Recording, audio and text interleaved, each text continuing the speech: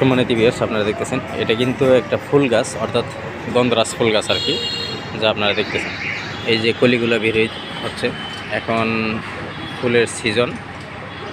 তো সারা পুরা গাছে কিন্তু একদম কলিতে ভরপুর। প্রত্যেকটা এই যে কলিগুলো, প্রত্যেকটা ঢালের মধ্যে কিন্তু ফুলের কলি বের হয়ে আছে। এই যে ভালো করে যদি দেখেন, তো গন্ধরাজ ফুল এটা, যেটাকে গার্ডেনে বলা হয় ইংলিশে।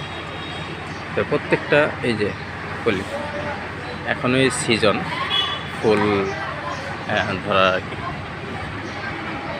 তো আপনারা দেখতেছেন গ্রামের কৃষি। যারা যেখান থেকে ভিডিওটি দেখতেছেন, ভিডিওটি লাইক দিয়ে সাথে থাকুন আর দেখতে থাকুন এরকম নিত্য নতুন কৃষি বিষয়ক ভিডিও।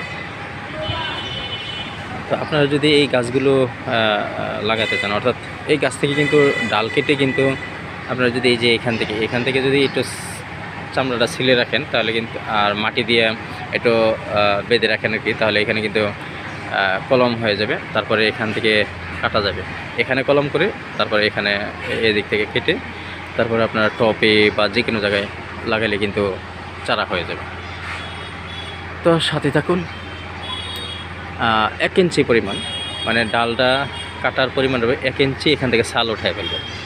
এই যে এখান থেকে 1 ইঞ্চি ছাল, মানে 2 সাইডে কেটে ছাল উঠায় ফেলবেন। তারপরে এখানে মাটি অথবা গোবর এগুলো দিয়ে, পলিথিন দিয়ে মাটি গোবর মিক্স করে, তারপরে অথবা ছাই মিক্স করে, তারপরে আঠালো করে, তারপরে এখানে একটা পলিথিন দিয়ে ভালো করে বেঁধে 2 সাইডে বেঁধে দিলে কিন্তু যাতে মানে বাতাস না ঢুকতে পারে আর কি।